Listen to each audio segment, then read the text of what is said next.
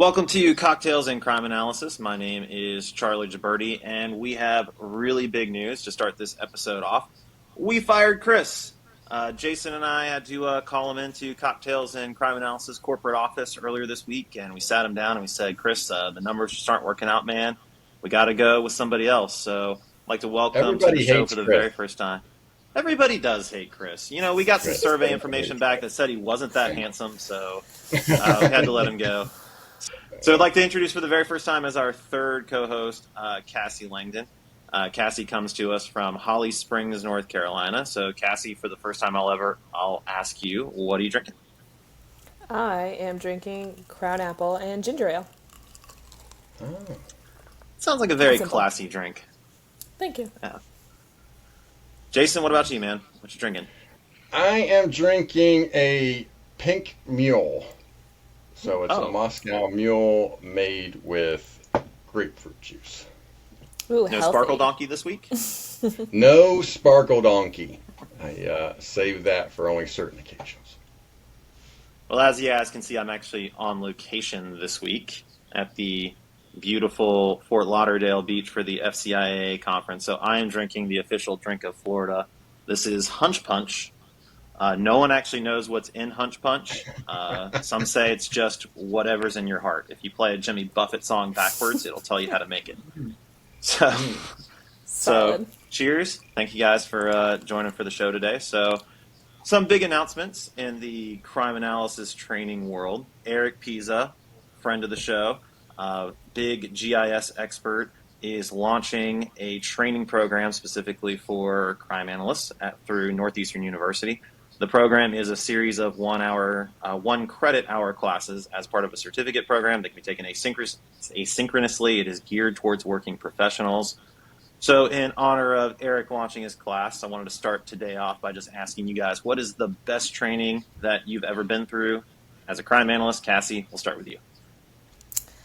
So mine is actually going to be the Essentials training through IACA.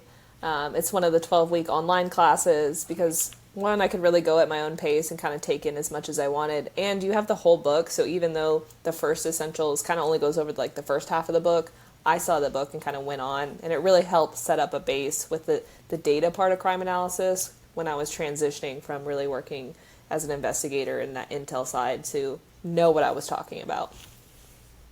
Do they use exploring crime analysis in that class? Is that the book? Yeah. Mm-hmm. We might have some big announcements related to exploring crime analysis a little bit later in the year. We'll see about that. Jason, what about you? Best training you've ever been through? You know, I can't remember the name of the training, which is might be bad, but it's the concept I think that counts. And so I'm going back a ways because I'm old man elder. So we might be talking about 20 years ago, actually. It might have been 2005, 2004, 2005. Can't remember exactly. But I was working in Maryland at the time, and the state police had put on a couple-day training set for anybody that's was local that could come to their training facility. And they had a detective from New York City come down, and he essentially taught me how to write a subpoena in terms of telephone records and all the ways that you could ask for data, and if legal in your state, how to cast a wider net to get more than just maybe some subscriber information. And what was particularly great about that training is when I got back to the office after that training, it changed the way I did business. It was something that I implemented right away. I changed the way that because I would, at the time, I would be putting together a lot of the language in the subpoenas for call detail records or subscriber information. So with doing that, I instantly was able to improve my job after going to that training. As a money laundering analyst, this is like my number one irritation with investigators. They all, for some reason, think that they just have to write a generic subpoena and just take data, however it is somebody wants to give it to you. And I get on them all the time. I'm like, no, you can say this data has to be in a spreadsheet. You can't just send me a photocopy of a document. And it would make my life so much easier, bro. So, Here's I totally get here's that. 500 receipts. Have fun. Yeah. Oh, Yeah. yeah. I spent plenty of time scanning in hard copies and trying to clean telephone records in my day. And yeah, that's not a fun task to do. I went through, man, I guess it's been like 2018 or so. The Department of Justice Money Laundering Asset Recovery section has a training section, and all they do is once a month they go to a different city in the U.S. and they put on a 2 day introduction to money laundering seminar, and that class completely changed the course of my career. It's really cool because you, first of all, you're in there with a whole bunch of other, mostly federal uh, intelligence analysts and agents, and they put on a series of videos where they show you events that happen, and then based on those events, you have to then go do some sort of analytical work. So it's kind of like watching an investigation unfold and in real time. So that you practice things like making an asset list, querying FinCEN, subpoenaing bank accounts, and writing subpoenas and things like that. And at the end, you have to make link charts and show where all the money went and what's suitable for seizure and what isn't. You have to understand the legalities of it. And that training is actually still going on. And if you work inside a law enforcement agency, DOJ will let you attend. Typically, you have to travel to go there for a couple days or whatever, but it's entirely free. So Nice. could not, if you've got $4,000 to spend, that means you can take Eric Pisa's certification class and go through the DOJ MLARS training all in That's a the pretty same good month. bargain. Nice. Yeah, can't Yeah, beat that. that's a good return. So, well, So, can we go a little bit opposite? I was just thinking of training that I didn't like so much. So we're allowed Oh to do yeah. yeah. the Oh, yeah. Yeah. Let's hate on somebody. Let's do it. Um, and so, and I'll go first since I'm bringing it up to give you all some time to gather your thoughts. But probably around the same time period. I'm talking about 2005, 2006.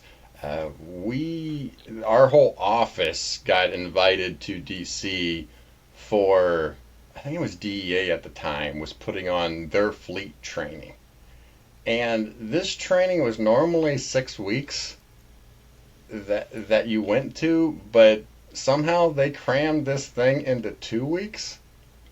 And Hmm. for 2 straight weeks, we got nothing but lectured to, and there was 2 days that actually were 10 hours long.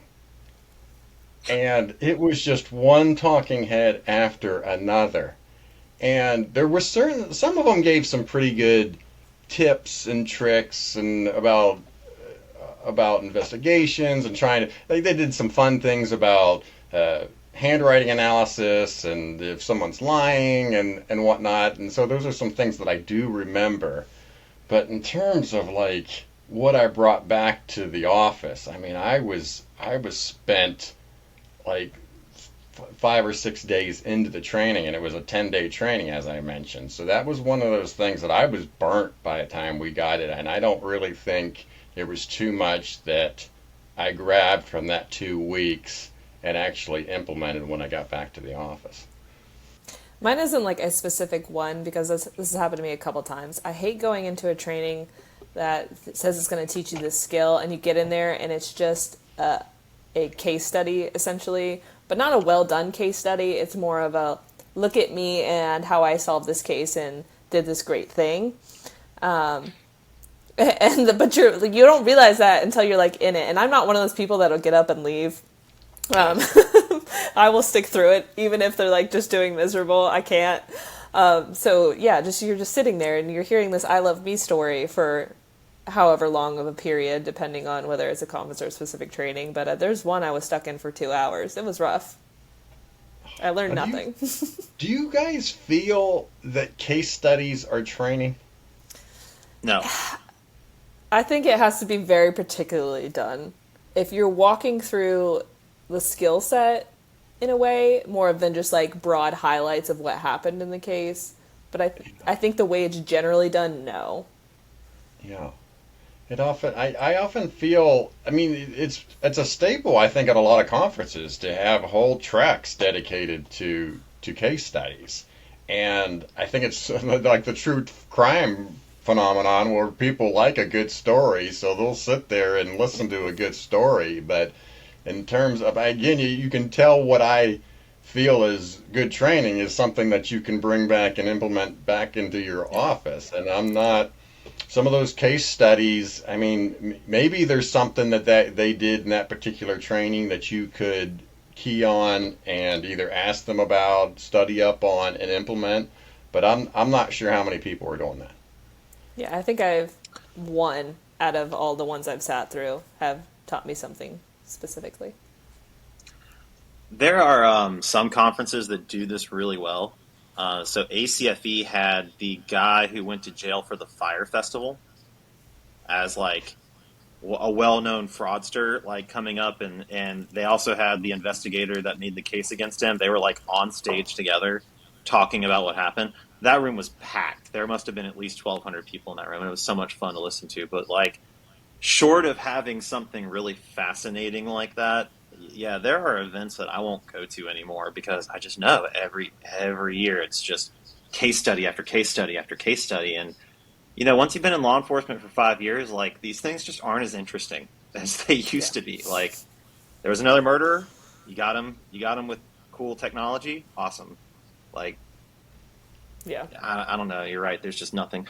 But also, I do want to give them a little bit of slack because, like Jason, to your point, when it's supposed to be like a 10-week class and they boiled it down to 6 or whatever, teaching hard skills at events is really difficult because one, they're boring, and then two, it's also like for a long time I was like the automation guy, right? So these conferences would be like, "Hey, we want you to come talk about automation," and I'd agree to do it, and they'd say, "Great, you have an hour." And I'm like, to teach automation, like just all automation. That's like saying, I don't know, you have an hour to teach people computers, like Mhm. all everything there is to be about computers. Like and it's tough to get people to sit down for 5 days and like focus on one skill. That's just not as much in Yeah. demand. I will tell you that I'm always like super sympathetic to presenters, like especially if they're clearly nervous and they're like, yeah, like I won't get up and leave the room either. The thing that drives me crazy is when somebody says, "This is an advanced class," and then you get in there and it's clearly not. Like Yeah. and I don't want to stereotype, but it tends to almost always be Excel is the subject matter, and it tends to always be someone of a generation that did not grow up with computers saying, "Look at how advanced this is." I made a Um, pivot table. right? It's like we there is no standardized agreed upon definition of what is advanced and what is not. So I understand, but man, so many times I look at those classes and it's like advanced Power BI, learn how to write formulas, and it's like, is that really going to be advanced? I don't know. Yeah. And so, yeah, it's frustrating to go in there thinking you're going to be challenged or thinking you're going to learn something new, and the person's just like, so yeah, you can highlight a column by clicking here, and then you can drag, and like, yeah, that's tough. Yeah. All right, well, No. once you once you go to those great trainings and a few bad ones, and you get some skills, inevitably you're going to need to go find a job. Jason, you and Mindy released a podcast actually earlier today as we're filming this, going through a couple of different job postings, and I kind of wanted to revisit that conversation because both of you guys, all three of us, have not only been working at a police department, but we've gone to a few. So we've have spent our time looking for jobs, and we've gone to places and it didn't work out, so we've gone other places. So with the benefit of all of your experience, when you guys look at a job posting or when you're in an interview, what stand out to you as like the biggest things that you look for and also the biggest red flags? Yeah, so starting with the job posting itself, the two biggest things, and I noticed this even recently. One, it's overly vague.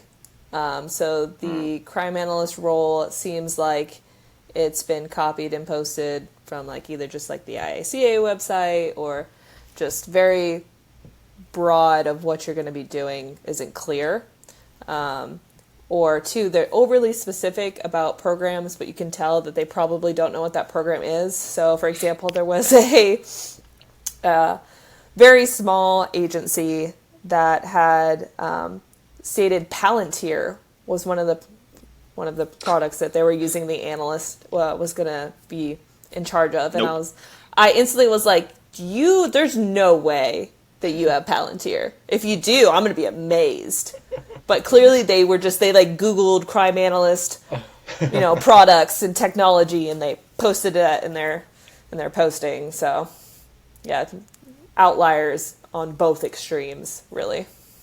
Yeah, so Mindy and I did go through four, really just at random.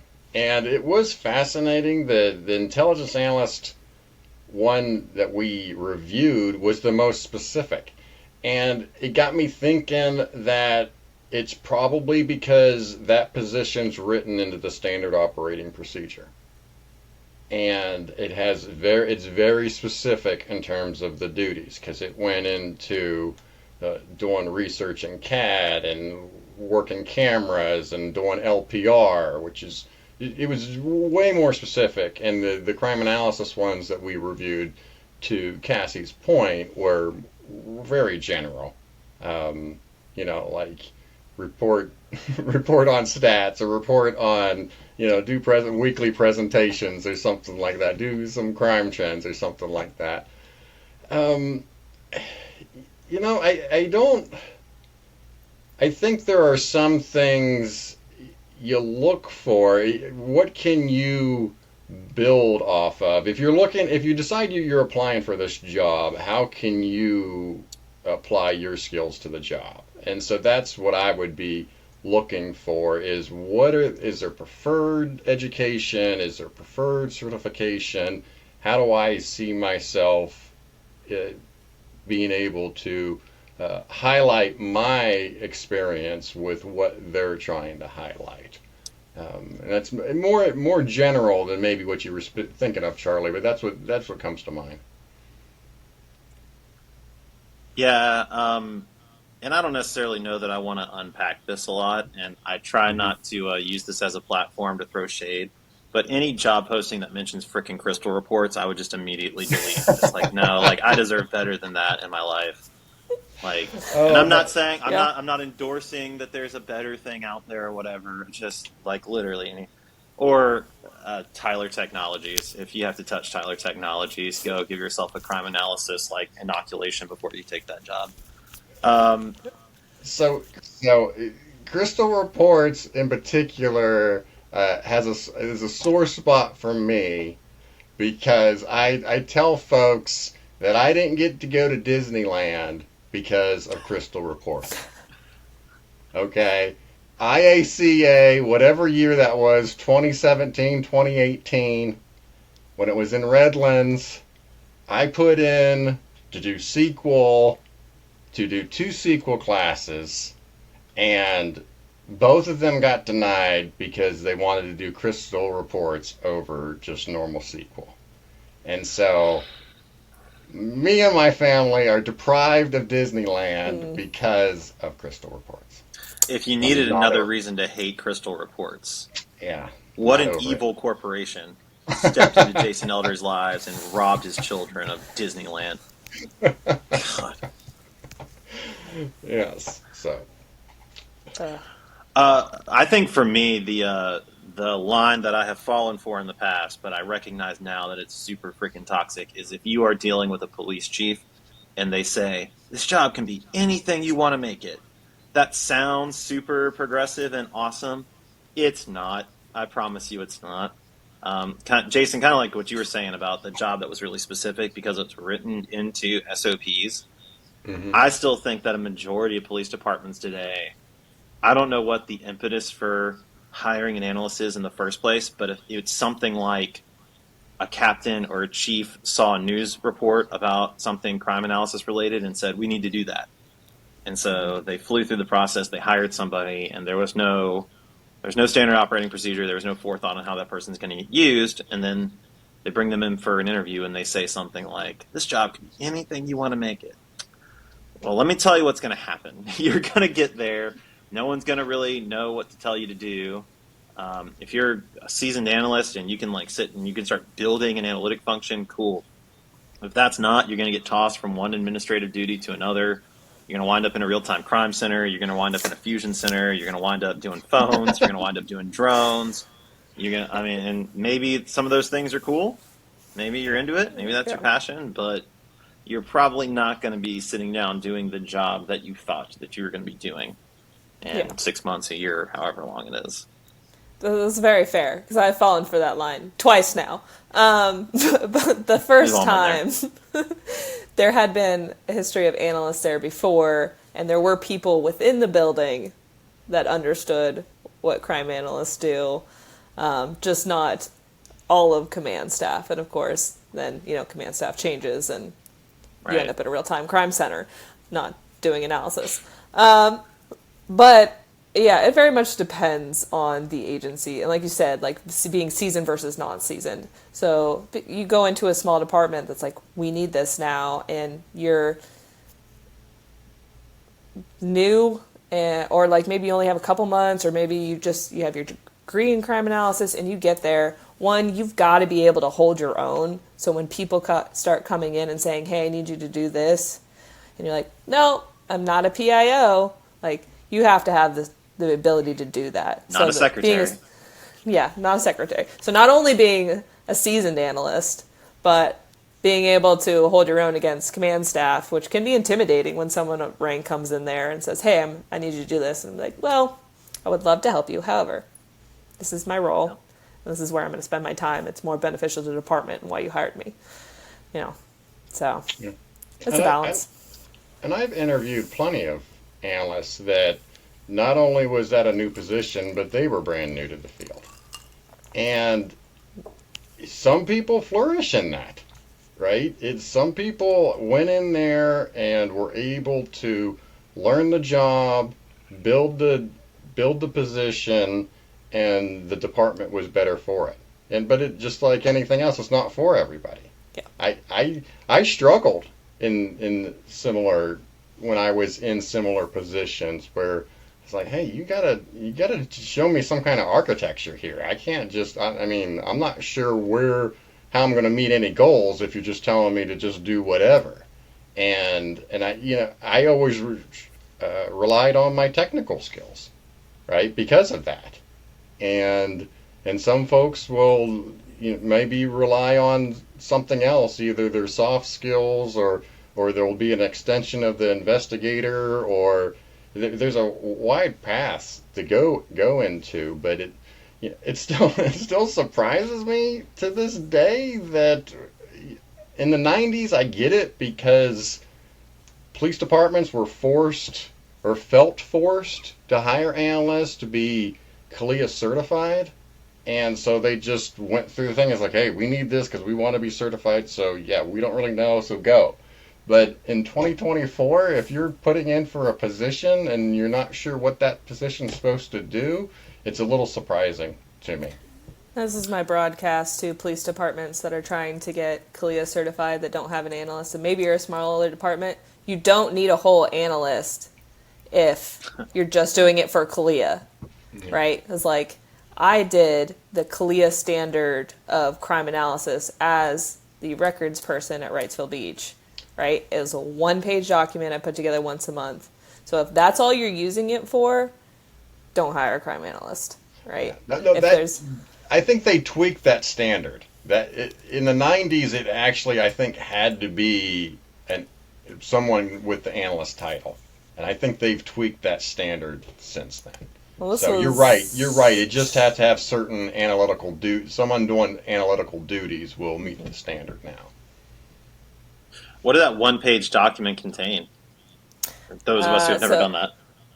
So, in my non-analytical trained self, fresh out of college doing records, essentially had the 3 month stats for. I don't even know if we were technically NIBRS. I think we were still doing part one, part two at the time. It's been a little while, can't remember. It had where our hot spots were. Remember, it's Wrightsville Beach, right? It's very, very small. So my hot spot was Sure. like this house. And then a forecasting of, hey, this is based on the previous years during this month. This is the crime that we tend to see an uptick in. So maybe have officers be on foot patrol an hour longer in the bar district, or move over to the residential areas during these hours. So Yep. all things that with the right technical skill set, you could just have somebody come in and automate. Hmm. And then you could have just anybody in the department click the button once a month to generate the thing. Correct. So yeah, you Yep. don't need a whole analyst for that. Yep.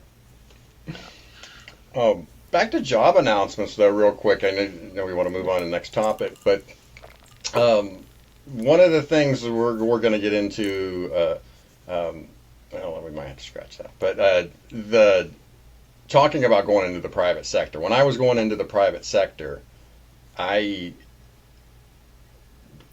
the way I got the job that I have at Vanderbilt now is they were looking for a business intelligence analyst in their dashboard team, and they used a software called Excelsius. And I happened to use Excelsius for one project at Cincinnati Police Department because we had a deputy chief that wanted a dashboard badly. And so that was the quickest way for us to do that. It was for me to Huh. learn this Excelsius program. So when I saw that on the job announcement that they were looking for somebody in dashboards and they were that Excelsius, I automatically adjusted my whole resume to highlight that project and to highlight that software and everything that basically I had learned. Because I was leaving law enforcement, so all the other stuff that I probably learned up until that point in terms of law enforcement didn't really apply. I mean, it was still data and it was still analysis in a way, but a lot of the, the law enforcement stuff was not as important. But I ended up getting the job, and it's been working well for me ever since. So just to point that out to listeners, to really those job announcements, if you can pick something out of there to work from, that's what those job announcements are for. Yeah. I'd say moving past the announcement into the interview phase, you talked about the chief making, the comment of you can do whatever you want. Say another thing, if you're looking at your panel and if no one on your interview, if you're doing a panel, interview panel has any type of technical skill to really question your knowledge, or be able to, for you to ask technical questions, that to me is a red flag. Even at my Huge. most recent one, they didn't have an analyst, but they brought in the GIS person that had worked specifically with the police department and understood what I was talking about, and I could directly ask him questions, and that was great. They used the resources they had. He still understood the police department's data, so at least they were attempting, right? Making more of an effort than I've seen in other places. 40% of analysts that I've surveyed so far report that there was not anybody with any sort of analytical skill in any part of their interview process. Absolutely ridiculous to me because, like you said, even if you don't have an analyst in the police department, okay, an IT person, a GIS person, reach out to surrounding police departments and say, hey, can we borrow your analyst? Reach out to professional associations and say, hey, do you have somebody? Like, if you valued the input of analysts, about Yeah. 30 seconds of forethought could help you overcome the fact that you don't have an analyst to put on that interview panel. Another thing, it's also protecting the department because you think about it, if you don't have anyone that has those technical skills and someone comes in and they're just really good at spewing it and they actually have no idea what they're talking about, you have no way to question that if you don't have someone with those skills in your panel. I've thought that I've been doing these interviews before, and people will ask me questions just like, how would you disseminate information using Power BI or whatever? And I've looked around the panel and just be like, none of y'all motherfuckers know anything about this. Like, I could spin you guys a freaking tale right now. Yeah. I'll just throw in words like, I'm going to put it in the cloud and I'm going to use Azure and there'll be AI. Yeah, Yeah, cool AI. Yeah. you gotta Everybody's throw in a like, SQL server somehow. Yeah. yeah, But there'll be servers and yeah. Yeah. and then you collate all the information. You got to collate, of course. Collation super Yes. important. I kind of splitting the difference between what you guys both talked about and like spinning a tale and also customizing your resume, because those are kind of similar. But I haven't, like in the past, there was a job that I decided I really wanted, but in the job posting, they specifically mentioned freaking crystal reports, and I was like, ugh. And I had used crystal reports at that point, but I was like, I don't really know. But it was like the only hard skill they mentioned, and so Mm. I wasn't a very good user of crystal reports. But I had 3 days in between whenever like when I saw that job and when the job was actually due. So I just wrote Crystal Reports expert on my resume, and then I spent 3 days on Udemy just doing Crystal Reports classes. And like a lot of the very little of the world, like if they need a coder and you need to know Python and Java, don't do that. But if you already know Excel, if you already know ArcPro, and they're like, we need you to know Cognos, or we need you to know Power BI. Like those are Yeah. not things that you have to like go to a mountain in Tibet and sit with monks for years to learn. Like give yourself 2 days to sit down with some videos and walk into that interview pretty confident. Oh, that's the Pretty same thing confident. I did for my job at Carey. On the thing, it said Power BI. I had never heard of Power BI. And I decided, I was like, all right. So I paid for the LinkedIn premium that month so I could do whatever training and have a certificate. And I literally, during my interview, popped out the certificate. I was like, oh, yeah, I've even got a I training gotta. certificate on this. I had no idea what I was doing. Basic Power BI, because law enforcement data and the rest of the world's data in Power BI are two different things. But you It's true. guys hacking the system. Yeah. Hey, now I really Well, am good at Power BI. Okay, it took some time to right, get there. right. Of course, the Fake it till you implication make was it. that you would actually be good. Right. Yeah. We're not endorsing just spinning a tail, but yeah. All right. Well, guys, Cassie, it's your first show with us, so we wanted to take some time to get to know you a little bit better. So I figured this would be a great opportunity for us to go around the table and declare for the whole world to hear what is your Harry Potter house. So, Cassie, we'll let you go first. I think this would be no surprise to anybody that knows me. I am a Gryffindor, so Mm. yeah, you saw it. Why? What makes you a Gryffindor? So the big thing about Gryffindor is being brave, right? And I am one of those people that's I, let's put it in a crime analysis field here. Not afraid to walk into the chief's office and tell him when something's wrong. You know, other people, like in command staff, so they see issues, they may like, oh, well, that might cause waves. But if it's for something productive and to make it a better, I'm going to deal with it. So, Okay. Jason, you Well, read up on the Harry Potters? well, you know, Old Man Elder hates to read. So, What? no, I don't read, and I've never read the books. So, I've watched the Really? movies. I watched the movies with my nephews, and I really wish that I had a link chart with me when I was watching them because they drop names on that thing left and right, and the big reveals and everything else is this monologue, and you have to remember, keep up with all these names, and I kept whispering over to them, who's that? Who's that? And then they said, oh, we're not doing watching this in the theater with you. We're going to watch it at home this time because then we're going to pause it and then explain it to you and then unpause it and we're not going to miss anything. So, but to answer your question, I am, based on the online quiz that I took years ago, I am Ravenclaw. I would have guessed I that don't about know you. yeah. what that means, but that's what the Yeah. Minus the online fact you quiz don't like told to me. read. It's a little weird, but the If rest you of it say adds things up. like, I was watching a movie and I really would have liked to have had a chart, you're definitely a Ravenclaw. That's, that's so 100%. fair. That's so It's a fair. Ravenclaw Okay. thing. Yeah. Guilty as Well, this comes charged. as a surprise to nobody, but I'm 100% Slytherin Knew it. because Called it. I am the type of analyst that would sit next to Cassie and be like, you know what, something's really wrong. Someone should go talk to the chief, and she'll be like, oh, I'll do it, and I'll just be like, good job. Yeah.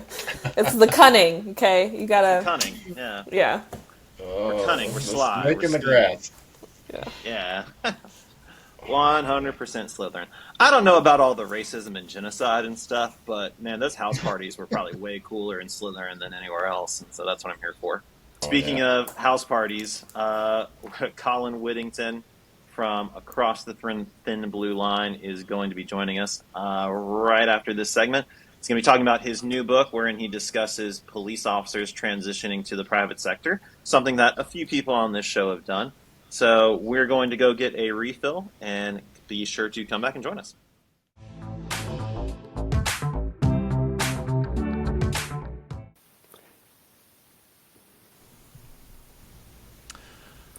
All right, so we are back. Our guest today is Colin Whittington from Recruiting Heroes. His first book, Beyond the Thin Blue Line, is out July 2nd of this year. The book is all about police officers transitioning to private sector jobs, which is obviously something some of the people on this podcast have talked about quite a bit, so we're really excited to have him. Colin, as always, we'll start out by just asking, what are you drinking? Awesome. Thanks so much for having me. And tonight I'm drinking Blanton's whiskey. Got it for Christmas. I know, good stuff. I brought the good stuff for the show. That's the reserve, too. Yeah. So I live in Virginia, and it's really difficult to find here. And my wife somehow found it for me for Christmas. So I try to save it for special occasions. As you probably saw, I'm almost done the bottle, but figured it'd be good to bring it out for this podcast. So thanks so much for having me. Are you drinking it straight from the bottle, or do you? I know, I do have a glass, too. Yeah. Oh, no, okay. Just checking. That's a good check. Yeah, absolutely. Got the glass. Yeah, I am really jealous because I'm drinking Munyon's Papa. Oh, wow. Yeah. Two More different to size of premium spectrum lesser there. here in my Munyon's Mule. I don't think I've had that before, but it does sound fantastic. Cheers to you. It's not nearly as good, but you don't have to work half as hard to go get it. So Right. Yes, absolutely. So, Colin, why write a book specifically for police officers looking to transition to the private sector?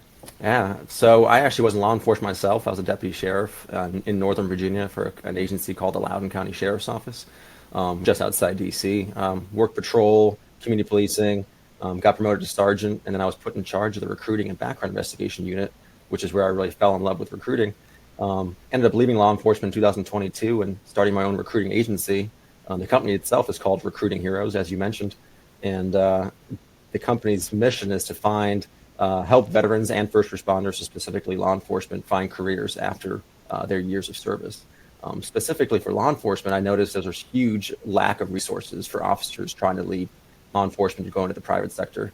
Where the military has things like the Transitions Assistance Program and numerous nonprofits, there really is nothing for law enforcement. I know when I left, there was absolutely no guidance for me. And speaking to hundreds of officers over the past 2 or 3 years, I realized that for them as well, they really are kind of thrown to the wolves and have no idea how to transition to the private sector. Many of them got into law enforcement, in their early 20s, sometimes even teens, depending on the agency and the state's laws. And some of them haven't written a resume, in 20 years or never written a resume. So they're now having to find a real job for the first time, right, after being a cop for 20-some years. It's a huge transition for them. And that really inspired me to start the company, and then also inspired me for this book itself, too. As soon as I started the company, I started as a side hustle, to be honest with you, never expecting it to take off on me. But it just snowballed and exploded on me. So I was able to leave my full-time job and make it a full-time company now as well. And I realized that I couldn't reach all the people I wanted to reach just one-on-one. So the book was a way that I could reach, thousands of officers across the country, maybe even the world potentially, that could learn from my experiences and hopefully benefit from this resource. It's interesting you brought up the analogy of military. Do you feel like, having been in law enforcement, now you recruit people out of law enforcement, is there any pushback to that? Do people kind of look at you like you're the enemy? Yeah, absolutely. A little bit for sure. Not so much on the actual officers who are trying to leave, but from their command staff for sure. A little bit of a looking down, a little bit of, obviously law enforcement right now is going through a tough time with recruiting, with staffing. A lot of agencies have significant vacancies. So there is definitely a little bit of a feeling that trying to take officers away. And I actually mentioned this in my book that that's absolutely not what I'm trying to do. I say that if someone read my book and decided after reading it that they wanted to stay in law enforcement, I would be overjoyed that they decided to stay. We need the best men and women in this profession. It's such an important profession to keep our country safe, our community safe. But at the same time, if somebody knows that they either want to retire or want to leave law enforcement early, like I did, that it's in everyone's interest to help them in that process. We should only have officers on the force who really want to be there. And if you've served and realize your time there is done, you also deserve the chance to have a successful transition to the private sector and not just be confined to a lower level job or a job you're not passionate about. Yeah, you talk about in your book about making that decision and how hard it can be to give up the badge and for the various reasons. And this is something that I've struggled with, even myself. So, where was the line for you? I know you kind of list out some different questions that to ask your family and yourself. What was it for you? Yeah, it was a tough decision. I really loved my time in law enforcement. I had a great career. I was actually named the Deputy of the Year for the whole state of Virginia in 2019, which was really freaking cool. Got a couple of other awards as well. Got promoted to sergeant after only 4.5 years, and had already tested for lieutenant and was poised to get promoted again. So I was doing really well in my career, but I just started getting a sense that I felt I was destined for something outside of law enforcement. Numerous reasons, not really one specific thing. I can't really point to one real call for service or one real moment where I knew I had what was done. It was just, the long hours, the pay wasn't fantastic. The national narrative surrounding law enforcement was taking a beating pretty hard during that time frame as well. And just thinking I wanted to see what else was out there. And it was a tough decision, though. It was really difficult. I mentioned in the book, too, how much I struggled with that decision to leave. And I really tried suppressing that feeling for a long, long time before I actually made the choice to leave. So it was certainly challenging, and it's a challenge a lot of officers, I think, face. Some of them, I think, know that they're done 100%, where a lot of them are more like me, where they are unsure. They feel like they want to leave, but they also know how much they love the profession and the brotherhood and sisterhood of law enforcement. Is there a consistent statement that you're hearing when you're interviewing these officers? I think that a natural step for some officers would be to go into security. Yep. Right out of the public sector. But I'm imagining that you've talked to a wide range of folks, so you're getting a wide range of thoughts in terms of where they want to have their second career. Yeah, I think one thing I really noticed, which is a little sad from my perspective, that so many of them feel like they can't be a good fit in the private sector, or that they're only able to be a good fit in the security or investigative type of roles.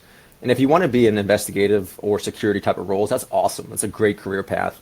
But I always tell officers, like, if you want to do it, fantastic, but don't think that's all you can do. There's so much more out there. So it is nice to see the officers who know, like, hey, I love technology. I want to get in the IT industry. Or, you know what, I really love working with people. Maybe being an HR manager could be useful. Or I love training. I can be some kind of corporate trainer as well. So it's been a little bit of a mixture of both, where some people have really cool ideas of where they want to go, but then still a lot of them just have no idea what's out there. And that's a huge thing I've noticed, is just the lack of knowledge these officers have of what's what's available to them in the private sector. And you don't just have to be, security guard or security manager or a background investigator. There's so many different ways you can go. I mean, look at me. I went in the recruiting industry and then started my own business. So there's a lot of different ways you can go with it. And there's you should not feel that you're held back and just compelled to work in one industry or another. The sky really is a limit. And a lot of the skills that we learn in law enforcement translate phenomenally well to the private sector. Do you have some kind of resource? This just makes me think of, like, when you're in high school and you take the, like, what career should you go for tests, and it kind of, like, gives you a range of different types of roles. Do you have any kind of resource that you give to the people that come to you to, like, help them maybe narrow down what they're looking at? That's a great question, and honestly, it's something I need to actually create, because I spend hours talking to officers one-on-one. So it's not a very efficient way of figuring them out what they want to do. But right now, it's a really one-on-one conversations where I get on the phone with them and ask them, so what was your favorite part of being a cop? What was your favorite part? And they'll talk about, one of them might talk about, dealing with people who are going through a difficult time. Others might talk about the technology side of things. Others might talk about the firearms. And I use that to then go further and talk about different careers that are available to them in the private sector. But that's a very much a one-on-one process, where coming up with an idea of where you can really kind of see what you're a good fit for, like a test, like you mentioned, would be a really good idea. But to answer your question is not yet, but that's a great idea, though. Trademark. That's right. Colin, when you're having those conversations with those officers, whenever I put in my notice and I told everyone that I was leaving, I had guys coming out of the woodwork to warn me not to do that. And They were like, man, you're going to lose your pension and you're never going to get benefits as good as this. And people are going to think you're a job hopper because you've only been here for 4 years, which now looks like forever. Yep. In today's climate. But, like, there was, and I recognized there was just all this fear around leaving law enforcement. And a lot of those guys they if they went to college, they majored in criminal justice, they came right out, they were a police officer, and it's all they've ever done. So it is scary. What are some of the biggest things that officers tend to be afraid of whenever they start to consider to make this leap? Yeah, I know for me, I was told, like same similar to a lot of officers, told that this is a huge mistake. You'll be back. We'll see you in a year or so, or 6 months. You'll be back. I heard that probably 20 times from officers. So I went back a few months ago and visited some friends and say, hey, I'm still not back yet. I love the agency, but I'm still out. But yeah, I think a big fear a lot of officers have, from what I can see, is just the fear of the unknown, knowing that they're going to step out of an environment that they're relatively comfortable in, even though law enforcement is a very dangerous career path. We become very comfortable in that brotherhood and sisterhood. We know that the officers have our back. We know the general routine of being a cop. Going in the private sector, you lose all of that. You lose the camaraderie, you lose the government pension, you lose the government salary, the take-home cruiser. That was a big surprise for me, how much that affected me. There's a lot of things that you're going to lose and miss as well. And then just not knowing what the private sector will make of you. I went my very first day in the company I ended up joining. The very first thing they said, "Oh, you were a cop." Ooh, it's kind of weird, and like kind of like still, even though I wasn't anymore, they kind of still like stood back a little bit and were a little bit hesitant about me. So that was definitely a feeling other officers have mentioned to me as well. That feeling of making that step and no longer being an officer and just being a regular civilian. It's a pretty difficult thing for a lot of people to address, especially the officers who've done it for 20 or 30 years. I felt a little bit of a culture shock after leaving after only 7 years. I can't even imagine what an officer who has done it for 3 decades would feel. What about a lot of officers get into the role, and it's true for me, it's true for a lot of the officers that I've worked with, because of something they went through in their childhood, and it's their way of making the world a better place, and like for something like healing them personally, and it's fulfilling to them. So how do you feel like you still get fulfillment in your roles outside of the police department? Yeah, so And that's why one big thing I talk about in the book, and also when I talk to my candidates as well, is just trying to don't just find a career just to get out of law enforcement or find a career that's safe. Try to find a career that you still have passion about. For me, I fell over backwards into this awesome industry and started my company where I'm actually now helping law enforcement officers and veterans with their transition. So for me, it's been amazing that I still feel connected to that industry, even though I'm no longer an officer. I still very much feel connected to that world and feeling I can make a difference in their lives and the lives of their families too. And I encourage my candidates to try to find something similar. Obviously, they don't all have to start a business or write their own book, but try to find a profession that you feel passionate about. Don't just settle for the first thing that comes along, or don't just settle for security or investigations if that's not something you're interested in. That's a big thing too. Is don't just do it for the paycheck. And that's something I realized too when I first left law enforcement. I joined a company that ended up not being a great fit. And I mentioned in the book several mistakes that I made during the process, because I think I was in a little bit of too much of a hurry to try to leave law enforcement, and then ignored some red flags from the company that I was joining. And definitely something I recommend for my candidates is take the time, make sure it's a company and an industry and a job that you really feel passionate about and believe that'll make a difference in your life, and one where you can also grow and make a difference for other people as well. You spend a lot of time on concepts that might be considered job interviewing 101, right? Whether it's the resume or the application, or what the do's and don'ts, some of the pitfalls that you've seen. And I'm fascinated. One of the concepts that analysts seem to struggle with is this concept of marketing themselves. And I'm curious if you're finding the same thing with officers, which would surprise me in a way, because officers have to have certain soft skills in terms of communication, or when they're testifying, or when they're talking with somebody, or talking to somebody irate. It seems to me that they should have a easier time marketing themselves, but maybe that's not what you found out. Yeah, so that's something I definitely would have thought of as well, that officers would do a really good job marketing and selling themselves. But what I found is so many officers who speak so fluently and confidently with me end up being very reserved and are very modest during their job interview. And that's probably the one place you don't want to be modest. You want to talk about what you've done and how well you've done in your career and what you could bring to a company. A lot of them kind of withdraw within and or give very basic answers, very generic answers, and feel because they're not talking to someone who could maybe understand what they've done, they try to minimize what they've done. And that's one thing I stress to them is even though the person you're interviewing with may or may not have ever been in law enforcement, you still want to try to express exactly what you've done and show how it correlates to what they do in the private sector and that your skills can really transfer and be a big benefit to that agency or the company.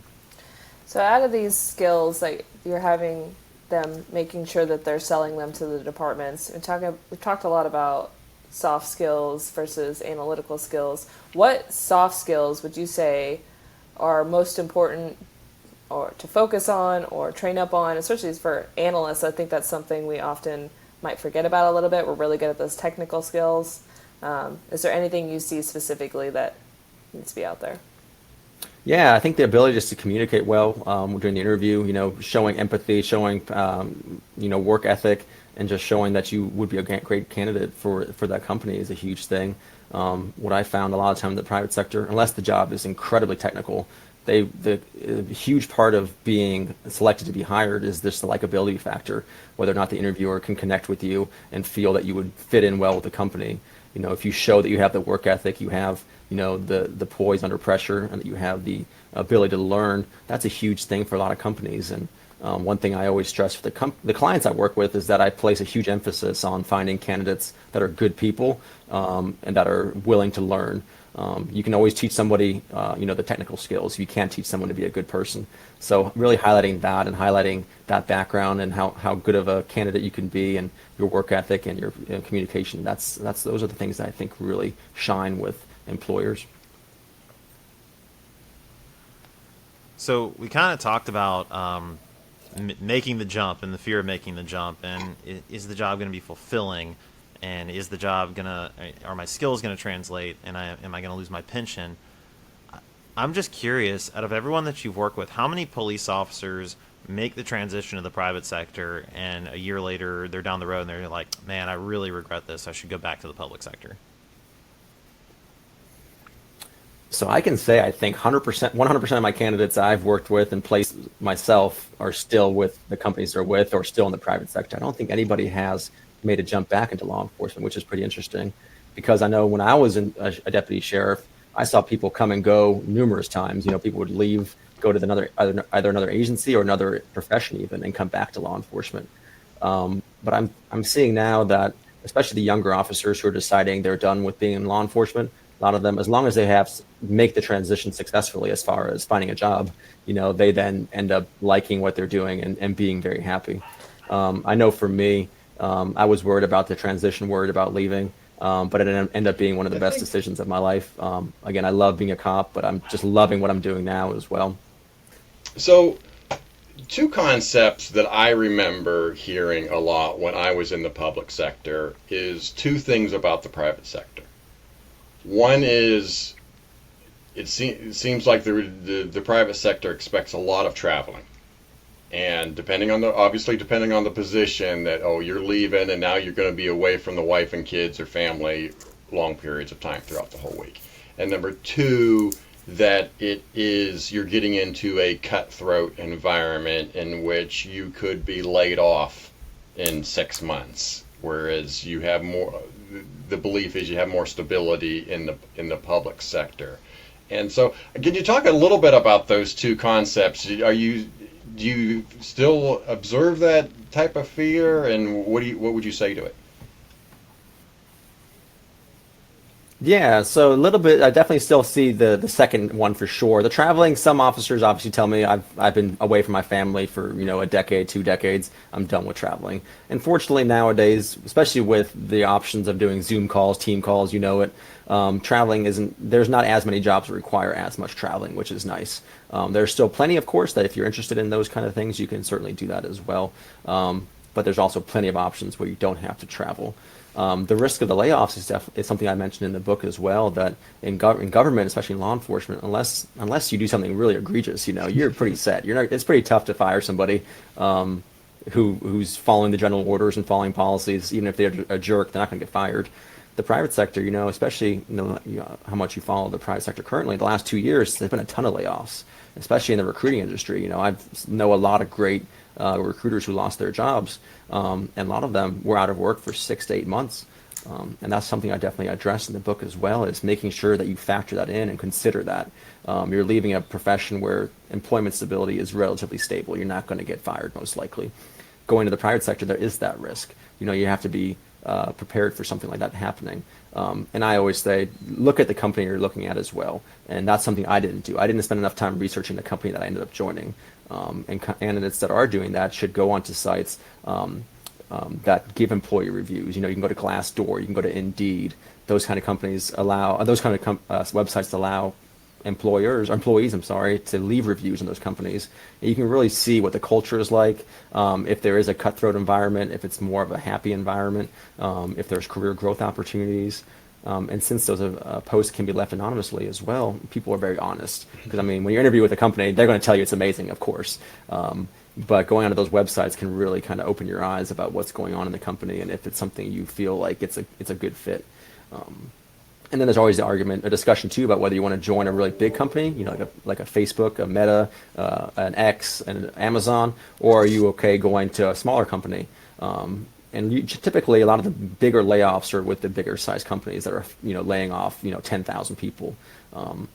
So I joined a relatively small company, and like I said, there was pros and cons in that decision for sure, but definitely wasn't laid off, which is nice for me.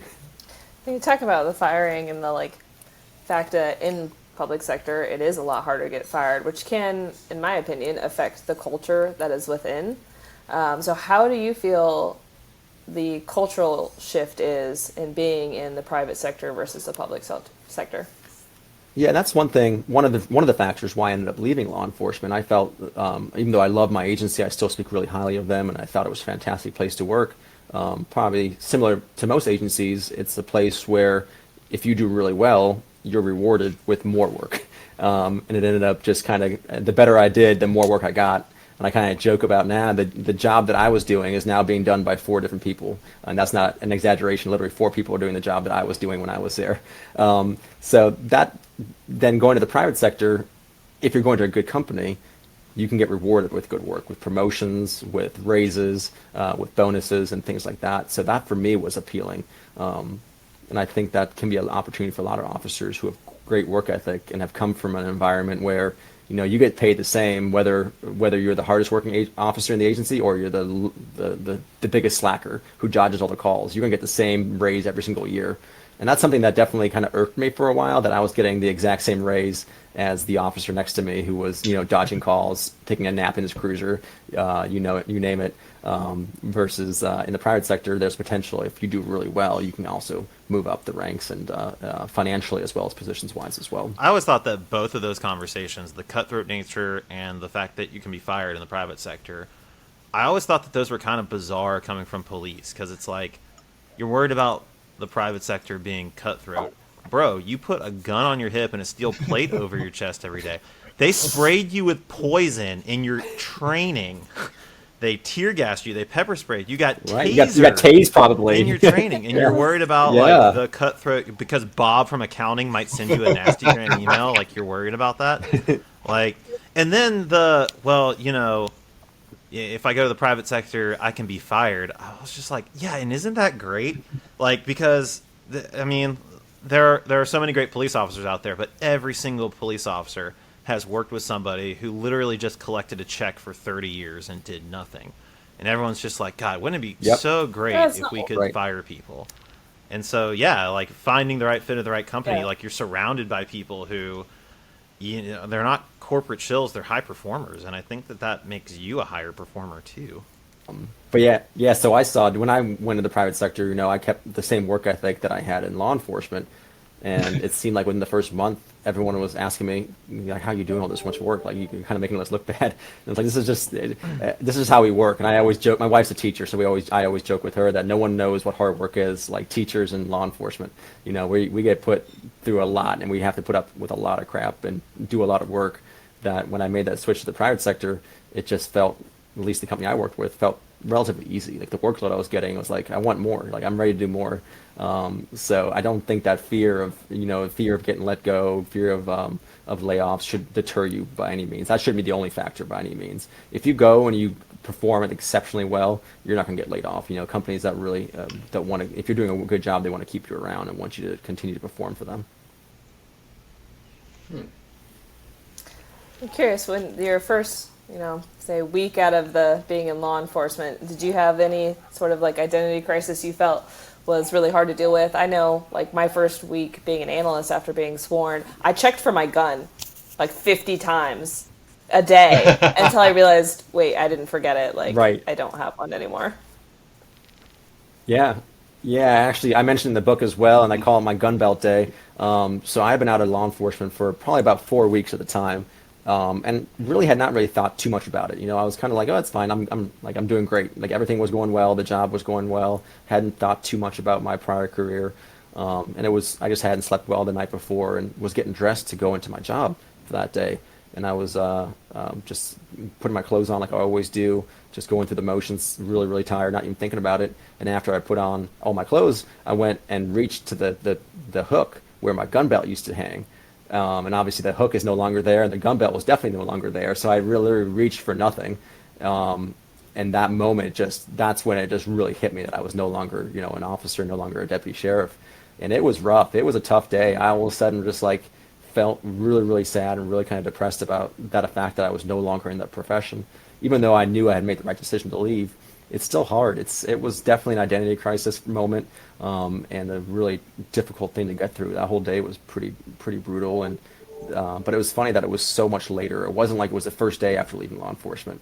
The first 4 weeks were great. It was literally just a random Tuesday a month after leaving that it just hit me out of nowhere, and it was just that small act of reaching for my gun belt when it wasn't there that really made me realize I had left law enforcement forever. When you went to the office and you think back about it now, what was there anything that really shocked you? Like you were leaving, obviously the fraternity of police and all the training that you did, and now you're really fish out of water per se, and you're going into this office job. Like thinking back now, like what was there something that really shocked you? Like I can't believe this goes on here, type of thing. Yeah. Yeah, so there are two things. The first one's a little funny. The very first thing I noticed that really blew me away was how much free stuff they were giving away. There were snacks and coffee and food everywhere. And it was just like, I was like, this is just for us? They're like, yeah, help yourself as much as you want. Like, there were like these smoothies that were probably like $5 each. They had this fancy coffee machine. And I'm like, I had to pay for everything I had in law enforcement. Like, my agency wouldn't give me a pencil if I needed it, right?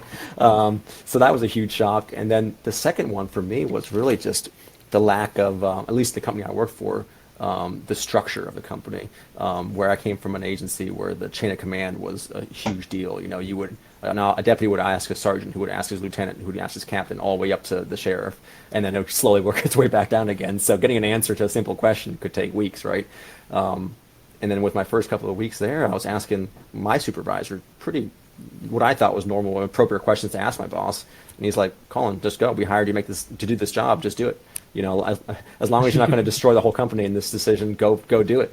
And it took a little bit of adjustment, and not that I was afraid to make decisions. It was just that I'm so used to having to run a lot of these decisions by my superiors and having that freedom to really run with it. That was eerie at first, but then also very freeing once I got used to the idea too of just, if I think it's a good idea, I'm going to run with it. And that was one of my frustrations in law enforcement, was just that every decision had to go through 20 layers to get a decision, and then sometimes just because the way government works, ideas couldn't be created, come to reality, and that was frustrating. Where in the private sector, if you have a good idea, for the most part, you can make it happen, which is pretty cool. It's like Shawshank Redemption. Ask him to go to the bathroom. Sorry, that's my puppy. Right. That's right, exactly. Yeah, no, yeah, you go whenever you want. Now hold on. What's the dog's name? So I have two dogs. So I have two Australian Shepherds. One's a 2-year-old. His name's Chunk from the Goonies. He came with that name, so we kept that. And then the other one's a puppy, which is the one barking, unfortunately. Her name's Keely. I'm a big soccer fan, so we watched Ted Lasso, and one of the characters in that show is Keely. So we have Keely here, and she's just as crazy as the Keely in the show. So it's perfect. Also very sweet, but also just nuts. We'll post some pictures of the dogs with the show notes, I think. Okay, Yeah, perfect, awesome. I'll send them over to you for sure. So, Colin, I want to ask you, what is, out of everyone that you've helped place in a job, what is the job that you've placed someone in that is the furthest removed from what we think of when we think of law enforcement? Oh, that's a good question. Wow. Trying to put me on the spot now. It was it was very interesting. There's actually a company here in Ashburn, which is where I live, Ashburn, Virginia, and they do some really cool work. They work with diesel powered generators, and they help keep facilities power running during like critical incidents. So they actually helped during Hurricane Katrina, and a few other things as well. And they were looking for a maintenance technician, and they really wanted somebody with quite a bit of experience in that world. But I found this officer who was moving to Northern Virginia who had never even thought about generators in his life. And I was like, listen, this guy, and I talked to him on the phone, and he was just so cool. Nicest guy ever, could really communicate well, was so eager to learn a new skill. And I sent his resume to them. And at first they're like, Colin, this guy has like, he's a great background, but nothing that we're interested in. But they ended up meeting with him because I kept pushing, like, this guy's awesome, you should talk to him. And they fell in love with him. And they hired him for a maintenance technician role working on generators. And I think now he actually supervises about 3 or 4 maintenance technicians, which is really cool. And it just shows just how versatile law enforcement officers are. And even though we may not have the exact skill that the company's looking for, we can learn it so quick. You know, the whole job of law enforcement is thinking on your feet and making quick decisions and dealing with the unknown. And he really he made that happen, and that was very cool. And I'm so happy that I sent that resume over because I was going back and forth whether or not I should do it, just thinking like, they're going to say no. But luckily they took a chance, and it's nice to see companies that are willing to do that. Absolutely. Well, Colin, thank you so much. The book comes out on July 2nd. If we're interested in picking it up, how can we get it? Yeah, so you can either go to my website, which is whittingtonbooks.com, or go onto Amazon and just search Beyond the Thin Blue Line, and it'll be on there.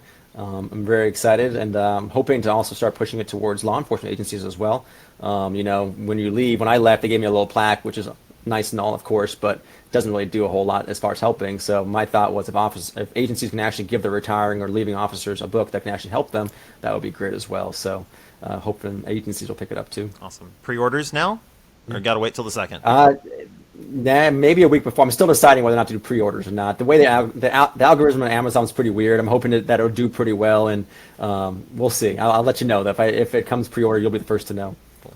Well, I do really quickly want to plug that the Carolinas Crime Analysts Association is going to be doing a webinar on June 24th for analysts that are looking for private sector jobs, specifically for crime analysts. So if you are an analyst and you're listening and you want to learn more, order Colin's book and sign up for the CCAA webinar. If you want to come for free, see you on the sign up to be a 24th. CCAA member.